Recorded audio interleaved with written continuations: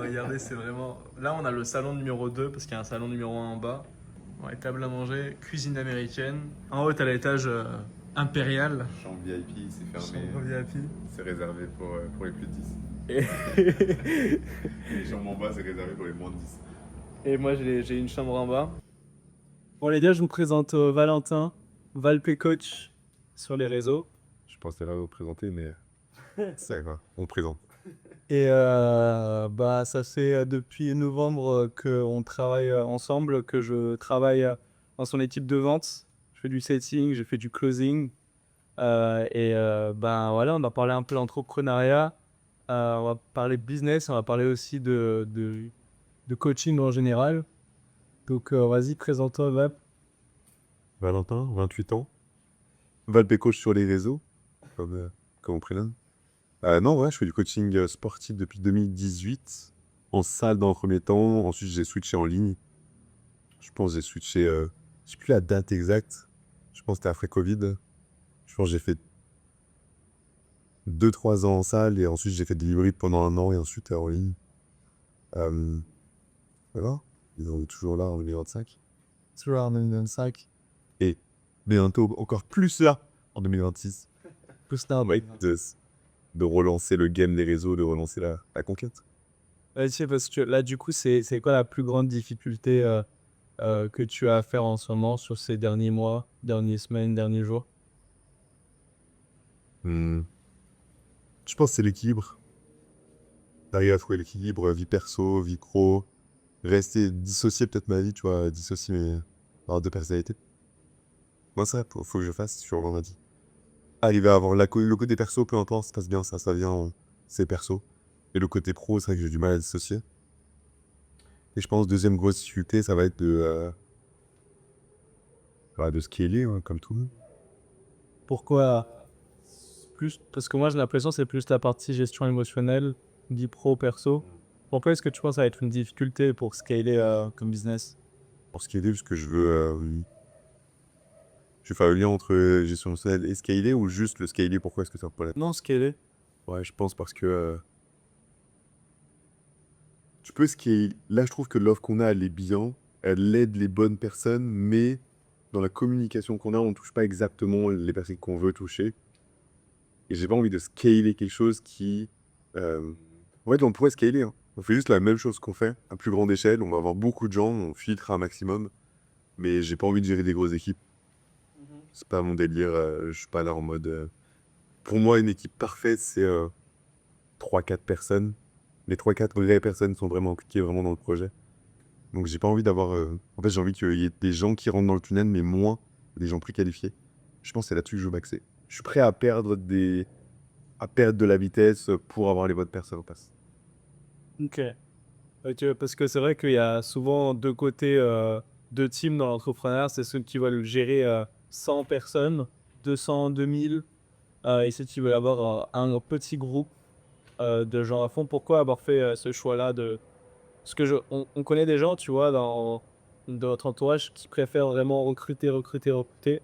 Pourquoi tu recherches vraiment à trouver cet équilibre-là avec, allez, 5 personnes, 5, le 5 majeur, 5 titulaires? Pourquoi tu recherches ça? Parce que j'aime pas les autres. J'aime pas les humains. J'aime pas les humains. Mais vraiment, c'est vraiment ça. Non, je préfère avoir 5 personnes en qui je peux compter que 20 personnes que faut fliquer, sont pas impliquées. Donc faut, tu vois, en fait, je préfère avoir la connexion. Je sais que la connexion et le leadership, etc. C'est pas je pense que c'est pas ma qualité première. Tu vois, c'est pas le truc sur lequel je suis bon naturellement. Et je pense que je le serais s'il y a une vraie connexion. Je marcherais à la connexion plutôt qu'au...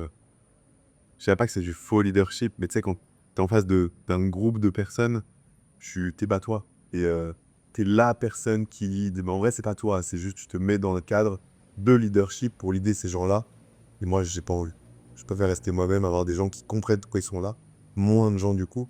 Je fais passer plus de temps avec eux, c'est plus humain. En vrai, c'est comme le business. Je veux un coaching humain. Pour les clients, bah, je veux une équipe humaine pour les encadrer, tu vois. Je veux pas que ce soit l'usine. Je suis prêt à scaler moins ou à scaler différemment pour que ce soit proche des gens et proche des gens clients et proche des gens équipe. Ok, ok, ok, je comprends mieux. Parce que là, du coup, le seul problème, Parce que là, en fait, au début, je pensais que c'était ta personnalité, mais c'est vraiment le message que tu as envie de donner. Non, je pense que c'est plus ma personnalité. Tu vois, le fait que je préfère connecter profondément que connecter. Tu vois la différence de toi.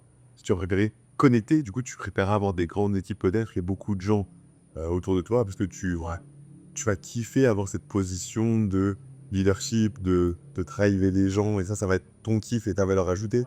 Moi, je pense que c'est pas mon kiff et c'est ni ma valeur ajoutée en tant que personne.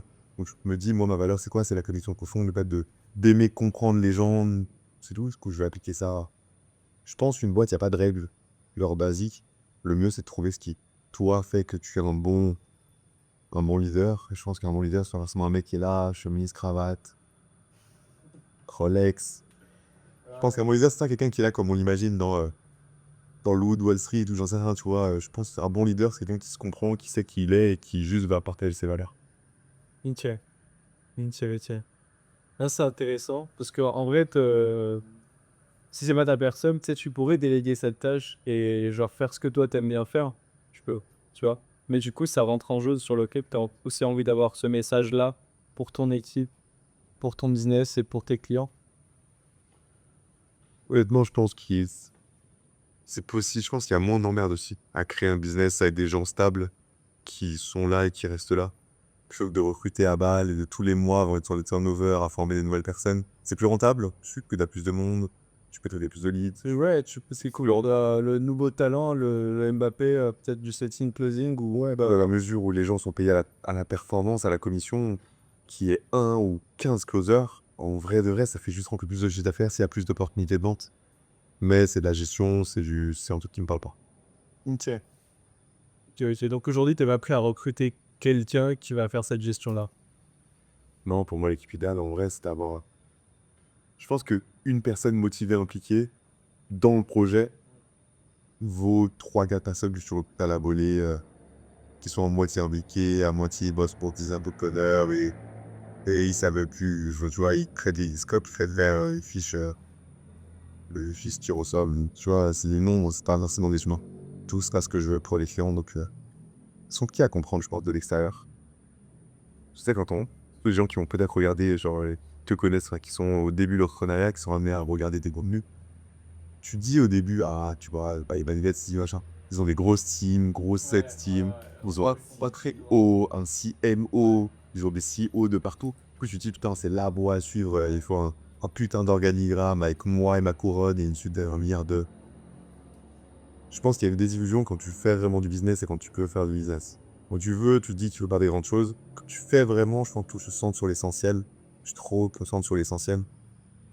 Et l'essentiel, c'est quoi? C'est d'avoir des gens autour de toi que tu kiffes que t'es pas, tu vois, que c'est pas une contrainte de les appeler, de passer de faire des meetings avec eux, et que t'aies assez de personnes pour gérer le volume que tu veux gérer. C'est pour ça que j'ai moins envie de faire de volume.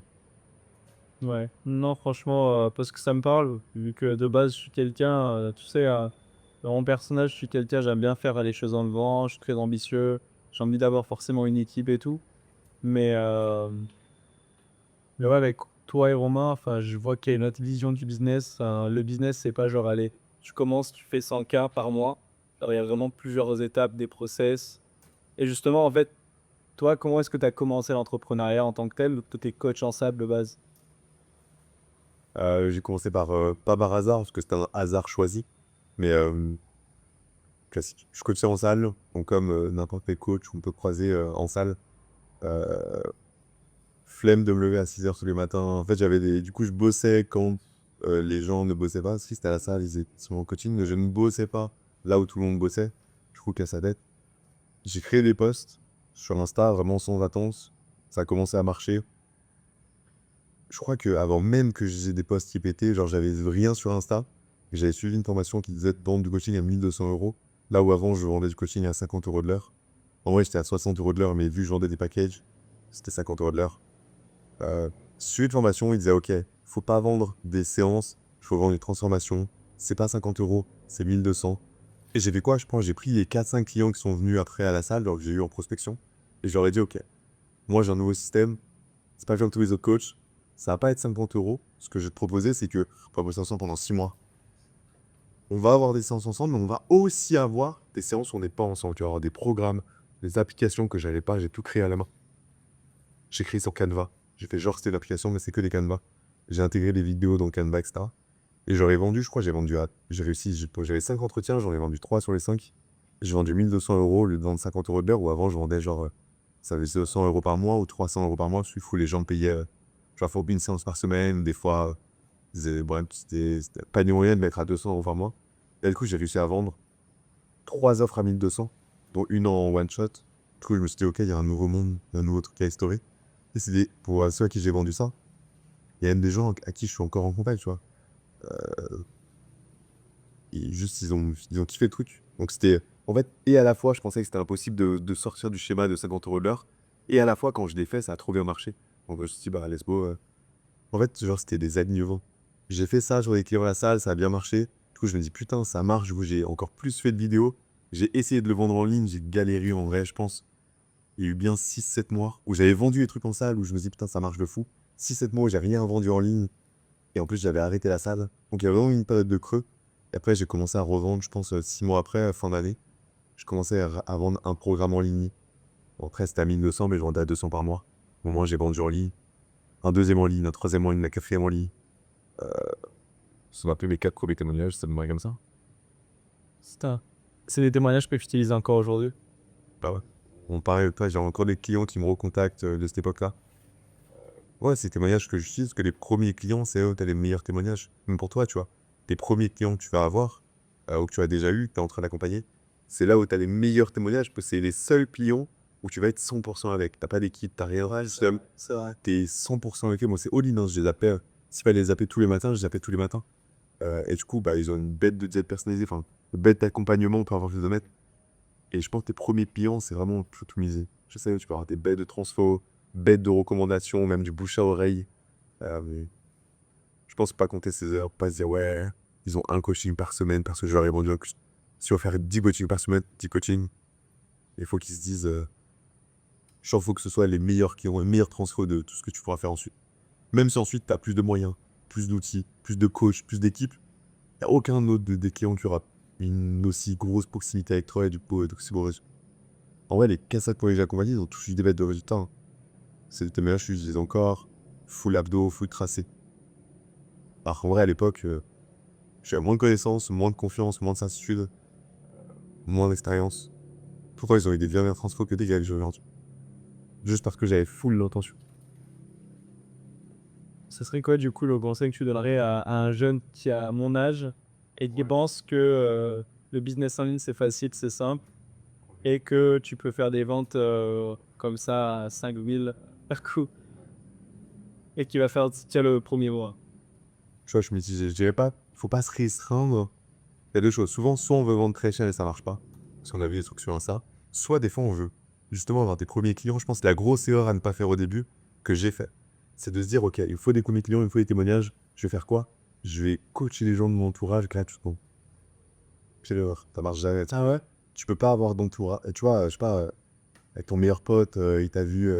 J'ai écouté un podcast cette fois où un gars qui disait ça dans un réel, qui disait, t'as vu manger tes crottes de nez. Comment tu veux avoir de l'autorité sur lui? C'est pas possible, il va pas appliquer les choses de la même manière que quelqu'un qui ne te connaît pas, sur qui tu as l'autorité. Donc pour moi, la pire erreur, c'est déjà de chercher ses premiers clients gratuitement. Je pense que c'est une erreur gratuitement. Je pense que vendre moins cher, c'est une bonne chose. Et gratuitement, c'est une erreur que tu perds de... Tout le monde va dire oui gratuitement, pourtant tout le monde n'est pas le bon client pour toi. Et deuxième chose, ne pas coacher des gens de son entourage. C'est peine perdue. Ils vont pas écouter, du moins ils vont pas mettre la valeur sur ce que tu vas leur dire. Bon, je dirais d'aller chercher des gens que tu ne connais pas, c'est que sortir de ta zone de confort. Et en plus, en fait, tu auras de l'autorité. Que des gens que tu connais croient en toi, mais tu perds cette autorité, ouais. Ils vont pas appliquer de la même façon, ils vont pas avoir cette même pression à faire les choses parce qu'ils te connaissent. En vrai, s'ils disent, ouais, ils vont sortir des excuses. C'est drôle parce qu'Alex Hormozy, justement, il conseille de commencer à trouver tes 5 premiers clients gratuitement de ton entourage. Ah, moi, je conseille. Je conseille pas, tu vas à l'encontre d'Alex Hormozy. Donc, mon avec Service. Mais après, c'est d'expérience. Si il y a sûrement plein de gens chez qui ils ont coché leur frère, le copain de leur sœur, ou j'en sais rien, tu vois, et sous qui ça a marché. Peut-être parce qu'ils ont eu l'autorité sur eux depuis un jeune âge et que ça a fonctionné. Je pense qu'il y a différents types de possibilités, tu vois. Je pense que des gens qui sont très proches de toi, des potes que tu connais depuis longtemps, ça va être très compliqué. tes parents, frères, sœurs, cousins, je pense que c'est compliqué. Après, tu vois, c'est une connaissance d'une relation, de machin, c'est un peu éloigné. Qui sait ce que tu fais, qui, et du coup, est au courant par tes proches que ce que tu fais, c'est bien, là, ça peut marcher. S'il connaît pas vraiment, tu vois, il a pas vu mon chiffre donné, il t'a pas vu en skip à 3h du mat, tu vois, c'est ça qui fait que tu peux l'autoriser. Ok, ok. Et du coup, ouais, tu disais que tu as commencé comme ça. C'était quoi, en fait, le plus gros shift que tu as eu où tu es passé de ta situation où, vas-y, tu faisais un peu de cash en ligne, c'était cool, à, ok, j'ai un vrai business qui tourne.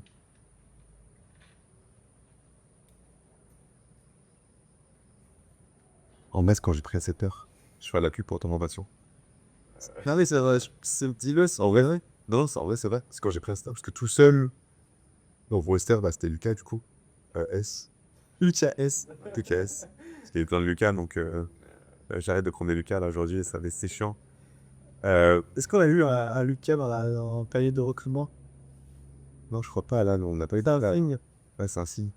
Non, c'est quand j'ai pris à 7h, pour le coup, parce qu'en vrai, au début, tu fais tout toi-même. Je fais tout moi-même, montage vidéo, call avec les clients. J'envoyais 3 DM par jour, tu vois. En vrai, j'avais un volume de prospection qui était vraiment éclaté, mais vu que j'avais des réseaux, bah, les gens venaient un peu à moi. Alors, je sais pas, je mettais mon calendrier dans ma bio, j'avais des gens qui avaient des rendez-vous, tu vois. Donc, j'arrivais quand même à closer des gens qui venaient à moi.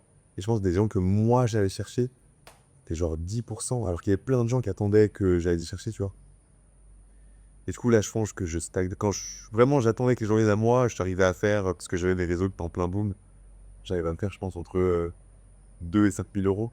Juste par chance. Il y a des mois où je faisais 2 parce que bah, j'avais pas beaucoup de calls, vu que je les cherchais pas. Des mois où, comme par hasard, il y avait plein de calls, bon, je faisais 5, 6. Ensuite, dès que j'ai pris un setter, donc j'ai pris Lucas, on a mis en place des automatisations de ManyChat, on a mis en place des CTA dans les posts. Et là, je me suis dit, putain, tous les mois, j'arrive à avoir peut-être 200 conversations sur Insta, machin. Tout je dis, bah, sur 200 conversations, j'arrive à avoir 20 appels, même plus. J'avais des hauts taux de conversion, c'était que d'organique. Peut-être 30 appels sur les 200, 40 appels, j'en sais rien, 50.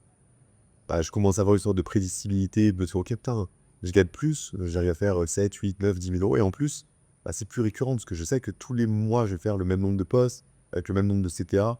Globalement, il y a des posts qui vont mieux marcher, moins bien marcher, mais que j'aurai des messages, on peut envoyer des messages aux gens, on peut aller chercher des gens. Et ça crée une sorte de prédictibilité. Je pense que c'était ça, hein.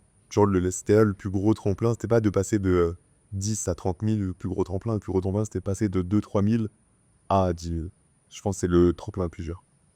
Donc les gars, si vous voulez booster votre business ou booster une business de quelqu'un, ajoutez un setter ou devenez setter. Contacter Océan. Contactez-moi les gars dans la description. En vrai, c'est je pense que c'est le poste. Au début, je pense, tous les infopreneurs qui vont peut-être être de mon type de profil de personnalité, on pense à se dire, ouais, on prend un monteur vidéo. Moi, j'ai créé un monteur vidéo en premier, hein. Je me dis, c'était le truc indispensable. Alors qu'en vrai, c'est indispensable, ça dégage du temps. Et je pense que le truc indispensable, c'est d'avoir des calls, d'avoir des opportunités de vendre. En vrai, un monteur vidéo, c'est bien, mais c'est vrai qu'il va créer des opportunités de vente. Ouais, en gros, c'est pas ça qui te rapporte de l'argent directement. Ouais. Je pense vraiment aller chercher un setter dans le premier temps qui te rapporte des opportunités de vente qui font que tu gonfles un petit peu ton CA. Avec l'argent que tu génères en plus, d'aller prendre un monteur vidéo, peut-être je sais pas, comment ça s'appelle? Un mec qui gère peut-être tes réseaux, un community manager. Ouais, community manager, social media manager, mais ouais. Je pense que ça, c'est les deuxième et troisième postes à aller prendre. Mais en vrai, aujourd'hui, je suis convaincu, si tu pas ta pub, que setting, c'est le premier poste à prendre. Parce qu'en bref, si t'es bon pour faire du contenu, t'es bon dans l'entrepreneuriat, t'es pas forcément bon pour connecter avec les gens, tu vois, enfin, c'est une vraie compétence. Je peux pas, c'est une vraie compétence.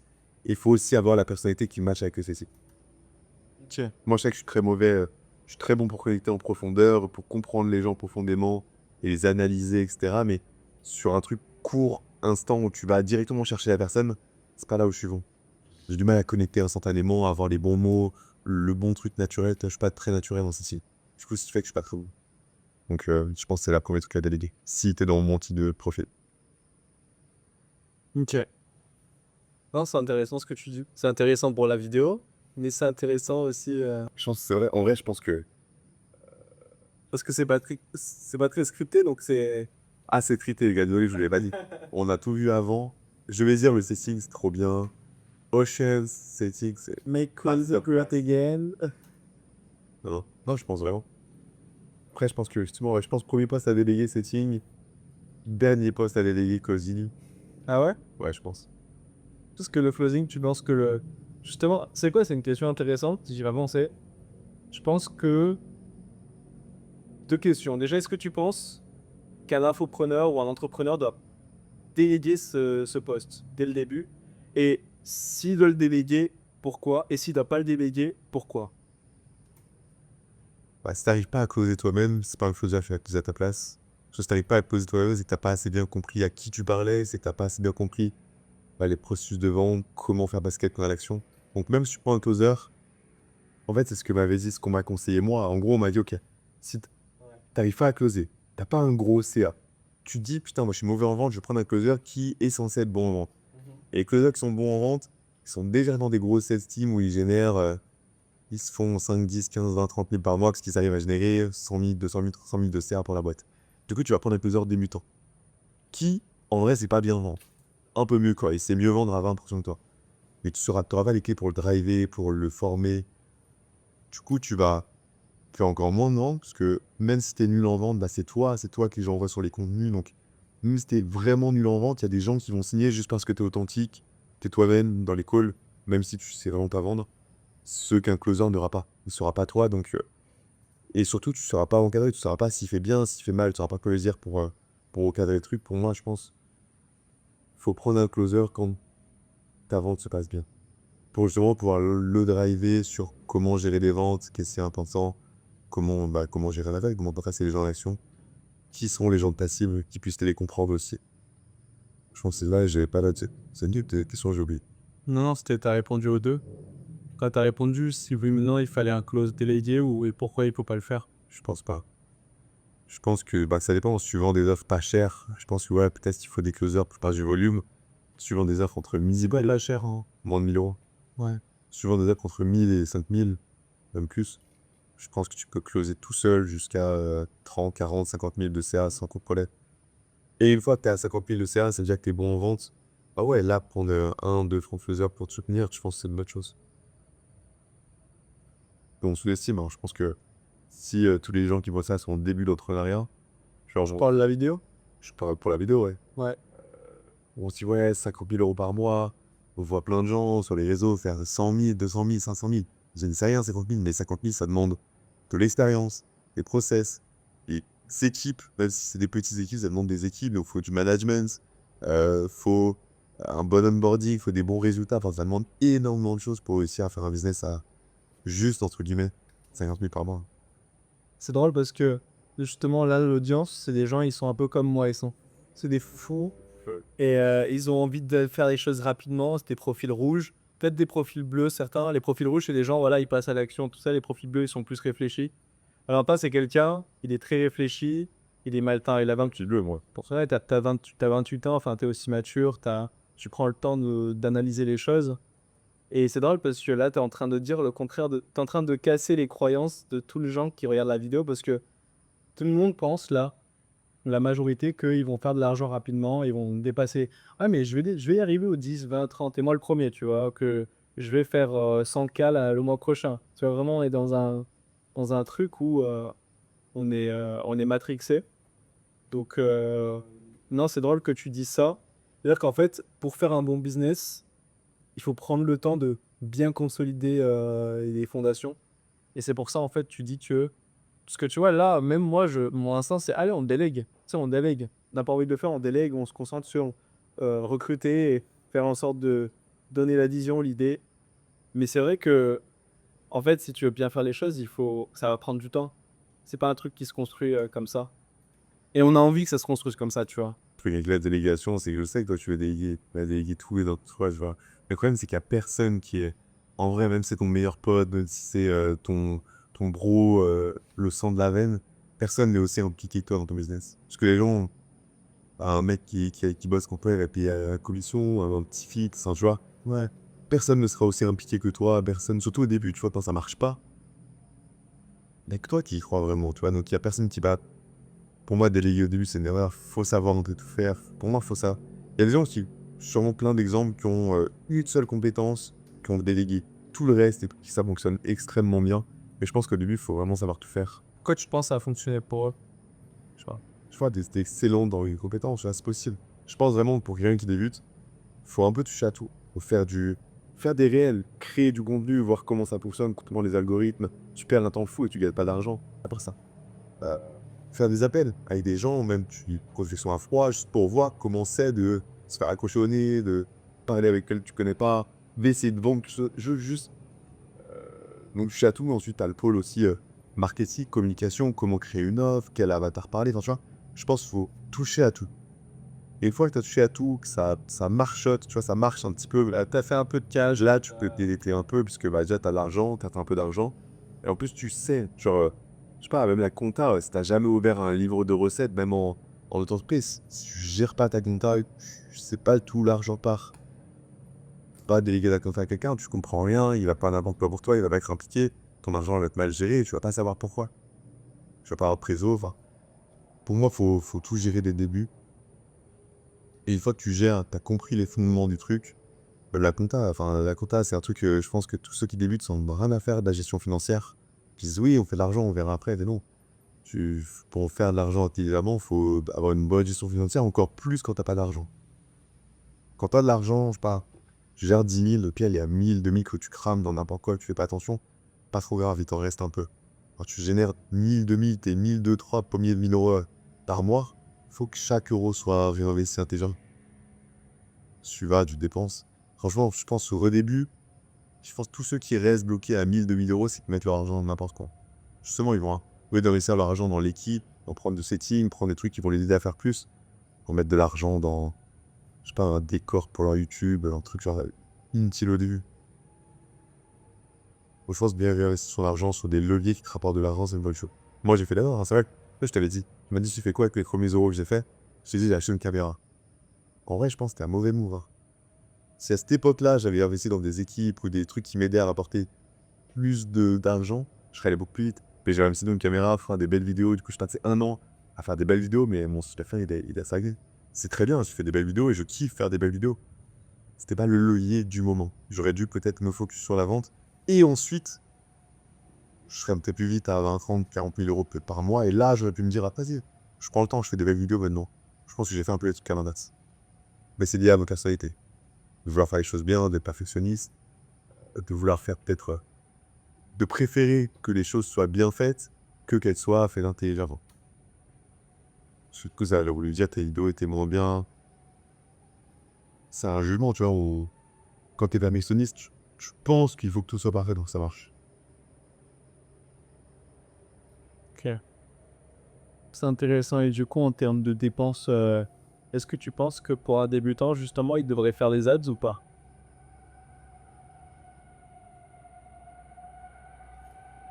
Je pense qu'il faut faire de l'organique pour comprendre l'organique. Après, je pense qu'effectivement, les ads, c'est un bon boost. J'ai tendance à dire oui. Je pense qu'en organique, tu l'as dit, c'est un tout boost. Ouais, mais je pense que, tu vois, j'allais dire une chose, mais je l'ai pas dit. J'allais dire, je pense que l'ad, c'est bien pour tester son offre, mais en fait, non. Je pense que l'organique, c'est encore mieux pour tester son offre. Que l'organique, tu t'adresses directement à des gens qui connaissent déjà.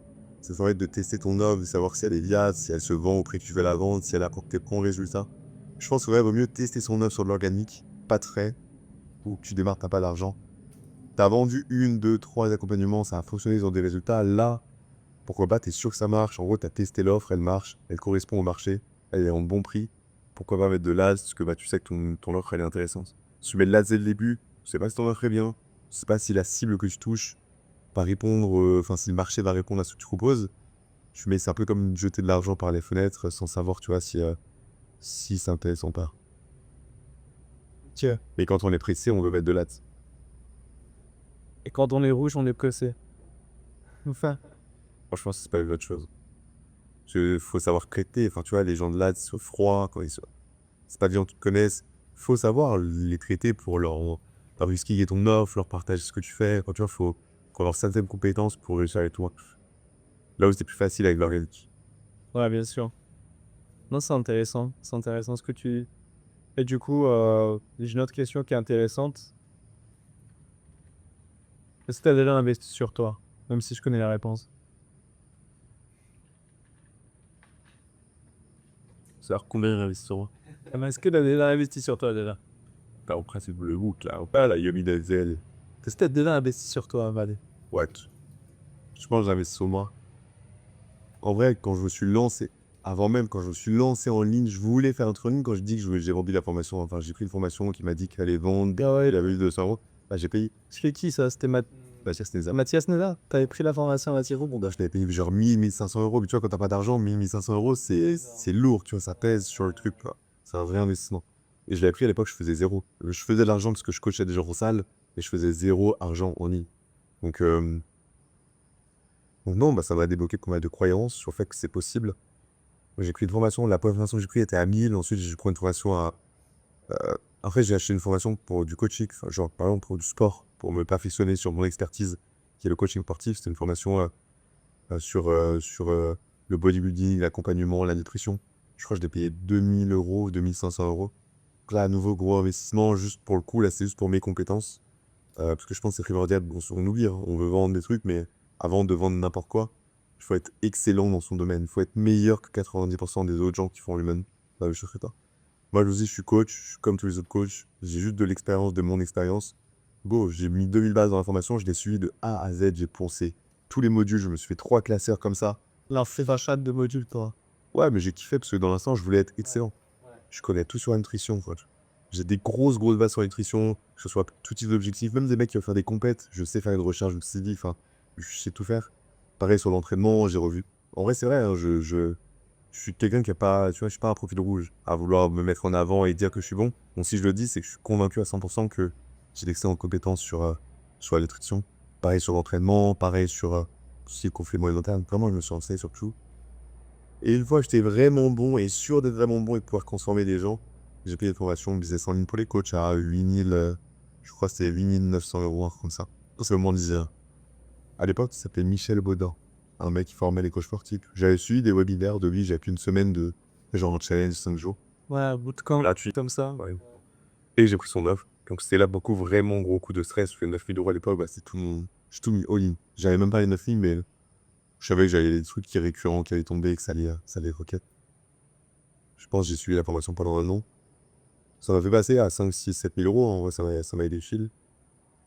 C'est là, C'est grâce à ça que tu savais que tu allais prendre un 7 heures? non, il en fallait pas. En vrai, là, vraiment, il n'y avait pas encore de truc sur la délégation. C'était juste, il faut faire un groupe Facebook, un challenge. Il faut mettre Calendly pour les rendus. Je sais pas que fallait. Enfin, toi, Calendly, je sais. C'est bon, là maintenant tout le monde le sait, mais à l'époque, Faut mettre Calendly, il faut utiliser ClickFunnels. Ouais, c'était ClickFunnels, c'était pas assez d'adjoint. Pour faire des pages de vente, faire des tunnels, faire des espacements pour ses coachings. Tu vois, j'ai appris plein de choses là-dedans. Euh, donc, c'était cool. Donc là, j'avais dû, pour faire, c'est con, du coup, pour faire 2, 3, 4, 5 000 € par mois, j'ai dû investir plus de 10 000 €. Alors que 2, 3, 4 millions, c'est pas grand-chose, tu vois. Enfin, quand je regarde sur Internet, t'as l'impression que c'est accessible. Parce que j'ai fait d'autres formations. Je sais pas, j'ai acheté des petites formations encore sur le sport, genre 500 balles, 1000 balles. Entre les deux, je me disais, là, en fait, j'étais dans la période où je me disais, trop perfectionniste. Il faut que je sois encore meilleur sur le fitness, pour transformer les gens. J'ai pris des formations en micronutrition, en récupération, en massage sportif. Vraiment, j'ai pris des formations en tout et n'importe quoi. Genre, je vais mettre 2 3 000 € dans les petites formations à à gauche. Et ensuite, bah, j'ai rencontré Romain et du coup, bah, j'ai investi 40 000 €. Plus derrière, je vais investir 10 000 à nouveau avec lui. Donc 50 000. Donc en tout, je dois être entre 60 et 70 000. plus même. Parce que Je pense pas. Hein. t'as investi 50 000 avec Avec Romain, Romain, je pense. même plus, 60 000. En vrai, il y a moyen à 60 000. Avec les récurrences tous les mois. Ouais. 60 000 avec Romain, 70 000, du coup 10 000 avec le gars. Ah, je vais être 70 000 et 80 000 € Les stress qu'à 100K investi. Ouais, vraiment, ouais. Est-ce que tu penses que tu aurais été là où tu en es aujourd'hui sans avoir rien investi là-dessus? Je pense pas. Après, est-ce qu'il y a besoin d'investir autant? Je pense pas non plus. Je pense juste que c'est le... En vrai, j'aime bien apprendre, tu vois. J'ai fait une formation sur le fitness, etc. Donc moi, c'est un truc que j'aime bien. J'aime bien toujours avoir des... Ouais. En fait, j'aime bien être toujours challengé parce que je sais sinon, moi, je suis quelqu'un de perfectionniste. Je suis quelqu'un qui est pas dans l'action, justement, qui est dans la réflexion. Et du coup, si j'ai pas des formations, des choses qui me poussent à passer à l'action, bah, je sais que en vrai, je stagnerai, je resterai sur mes acquis et je n'irai pas sur plus long. Donc, je pense que c'est essentiel pour moi d'investir sur moi pour toujours être stimulé et toujours chercher à aller plus loin. Euh, Et je pense que c'est essentiel, on va dire, d'investir ses premiers 10 000 € sur soi, je pense que c'est essentiel. Est-ce qu'il y a besoin d'investir 100 000 €? Non. Mais est-ce qu'il y a besoin d'investir 10 000 €? Ouais. soit en une grosse formation, soit en plusieurs titres. Je pense que c'est le minimum. Parce que t'as besoin, en fait, je pense que t'as pas besoin d'avoir plus d'informations. T'as déjà tout sur YouTube et t'as besoin d'avoir plus d'actions. Et des bonnes actions. Ouais, je vois ce que tu vas dire. Et pour le coup, ça, t'as besoin d'avoir quelqu'un qui a du recul sur ce que tu fais. Sinon, toi, tu vas rester focus dans ton truc qui marche pas. Mais vu que t'as des œillères, bah, tu restes focus, tu continues de faire un truc qui marche pas. Je pense trop bien d'avoir quelqu'un qui est juste au-dessus. Et qui juste te dit, ok, let's go, océan, ça c'est trop bien, ça marche. Par contre, là, tu fais de la merde. Arrête. Fais autre chose qui marche, ouais, ou demande test. Je pense que t'as besoin d'avoir un recul sans coach, sans mentor, comme ça, c'est comme tu Ok. Ok, ok. Et justement, ça me fait penser à ce que Clément disait il y a 2 jours. Lui, maintenant, il paye des formations et des coachings, en fait, juste pour entrer dans un réseau. Tu vois. Même Flo, il avait payé Mathis Chloé pour avoir le réseau de Mathis Chloé. Donc, non, c'est grave intéressant. Ok, ok. Et du coup, ouais, dis-moi. plus tu payes cher, plus tu es dans des mentorings qui sont chers, Ouais. ou à Elite, qui vont être des masterminds que tu payes plusieurs milliers d'euros.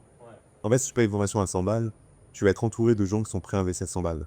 Globalement, tu as des gens qui sont dans le business, tu vois, tu vas faire des connexions où les gens vont te permettre de step up. Quand je commence à investir 1000, 2000, 3000, 5000 euros, la formation, bah, tu vas être entouré avec des gens qui eux aussi ont investi 7000 euros. Donc en vrai, c'est des gens qui ont déjà un pouvoir d'achat plus élevé ou qui ont déjà fait de l'argent en ligne, qui vont pouvoir peut-être t'apporter des quais. Quand tu investis 50 000 euros, tu vas être entouré de gens, ben, tu vois, comme on l'a fait l'expérience nous, qui ont investi aussi, pas 50 000, mais au moins 10, 15, 20, 30, 40 000 euros. Et du coup, bah, tu es avec des gens qui ont les capacités d'investir plusieurs dizaines de milliers d'euros. Forcément, c'est des gens qui sont plus développés et eux-mêmes plus développés personnellement, mais surtout plus développés dans le business. Donc les échanges ont un vrai intérêt derrière. Donc tu vois, tu payes ton réseau, entre guillemets. C'est fou parce que c'est vrai que les échanges les plus intéressants là qu'on a eu, c'était vraiment avec les clients de Romain pendant l'immersion. Tu vois. Tu payes ton réseau, c'est important, tu vois. Et je pense que c'est comme ça que les gens riches deviennent encore plus riches et que les gens pauvres restent pauvres. C'est que malheureusement, tu vas au GP à Monaco, là, c'était il y a pas longtemps. Je voyais des stories de gars que je suis, qui ont de l'argent, sont entre gars qui ont de l'argent. Et du coup, ils créent du réseau entre gars qui ont de l'argent et ils se créent des opportunités entre gars qui ont de l'argent. Du coup, ils vont être encore plus riches. Il n'y a aucun monde où ils dansent ces gens qui ont de l'argent. Il y a quelqu'un qui débarque qui n'a pas d'argent, tu vois. Du coup, malheureusement, l'argent te permet d'accéder au réseau au niveau duquel tu es, tu vois.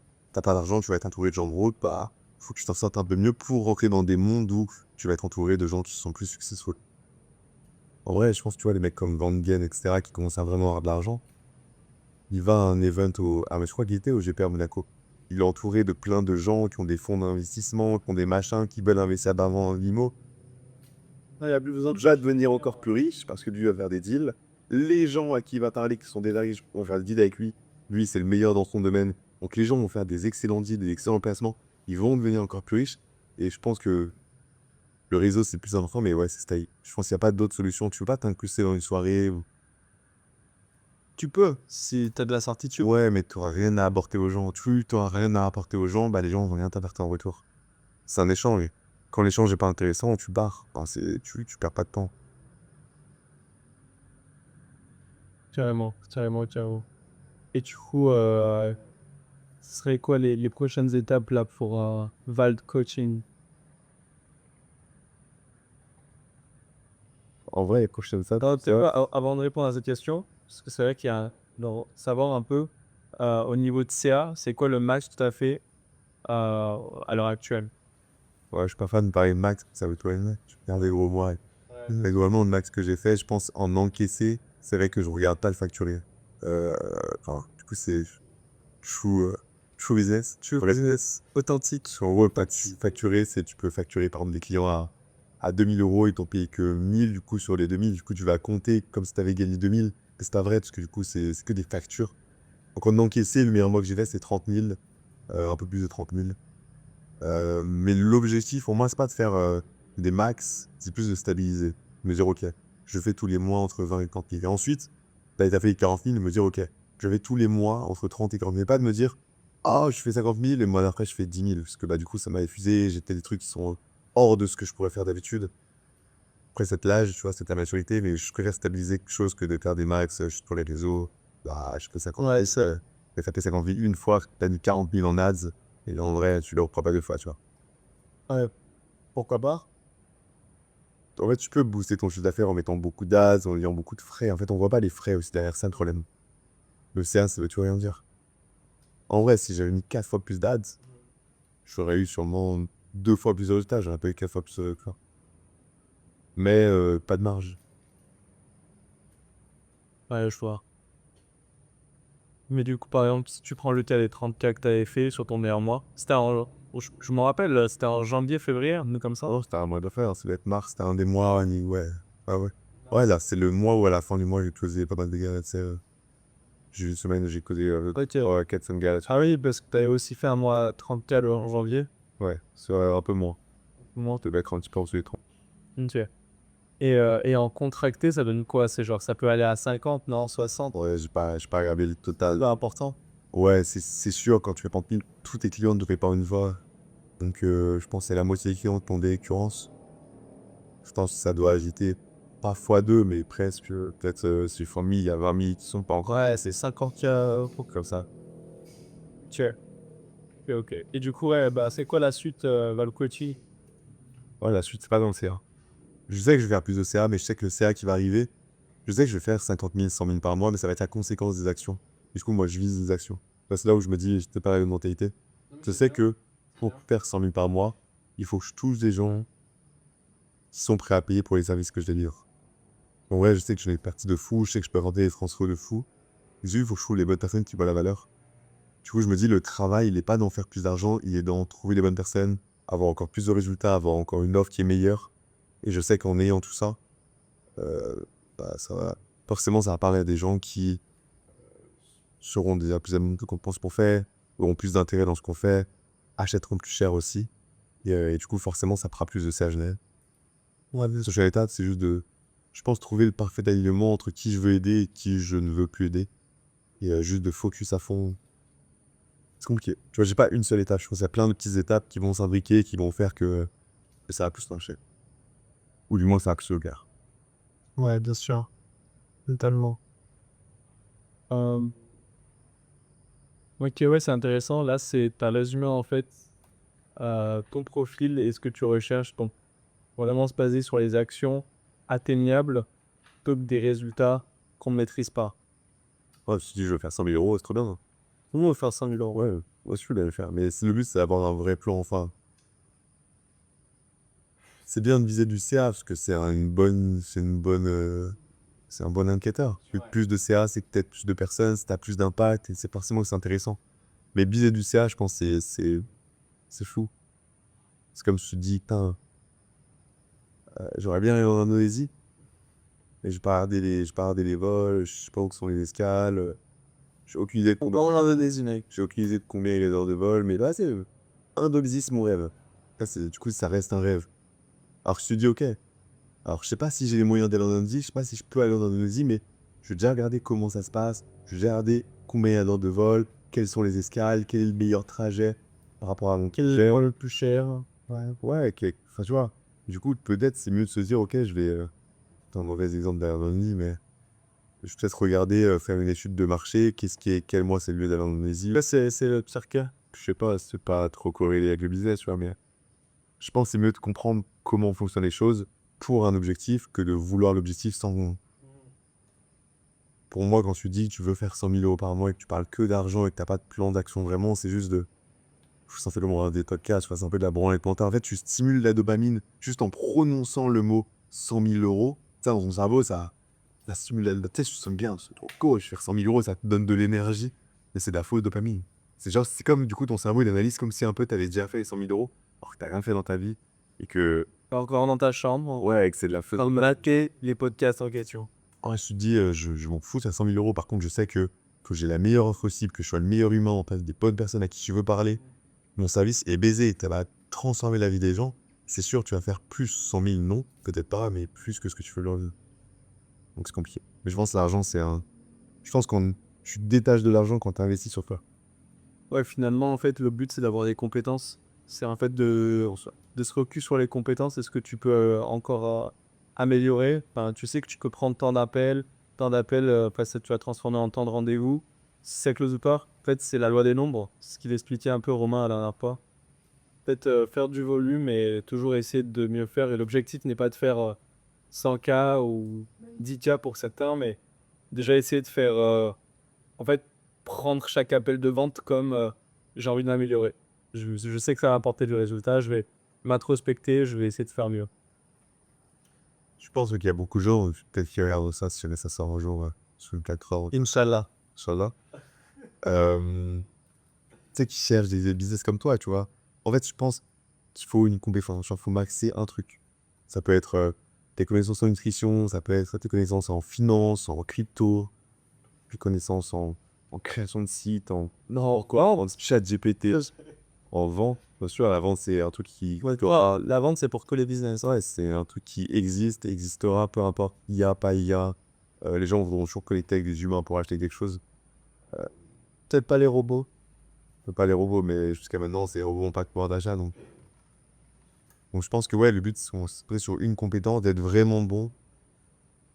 Et passer là-dessus, tu vois, parce qu'on veut savoir où. Enfin, soit on veut faire un business qui marche, et c'est que c'est un business qui marche. Faire un business dans lequel toi, tu es bon, qui se fait que les gens te paient toi plus qu'un autre. Et bah, ça va jouer sur ta personnalité, la personne qui est fût. Qu'est-ce qui fait que t'es personne. Ouais, Et tu sais ce que c'est quoi l'autre point commun qu'ils ont tous? sont beaux gosses. Je sais. C'est qu'ils ont échoué plein de business. Ouais, potentiellement. Ils ont échoué plein de business parce qu'en fait, ils n'avaient pas les compétences. Je pense que pour le coup, pour se lancer dans le business, c'est bien de se lancer par la vente, le setting, le puzzling, peu importe. Parce que dans tous les cas, en fait, c'est un levier qui permet de gérer de l'argent et qui te servira si tu montes n'importe quel business derrière. Ouais, bien sûr. Tu montes de la formation, du mentoring, n'importe quoi, même business physique. Tu montes un resto, tu as besoin de connaître la vente, le marketing, les processus, la psychologie. Du coup, c'est des compétences qui te serviront peu importe ce que tu fais derrière. Moi, aujourd'hui, en vrai, je sais pas, mon business t'arrête.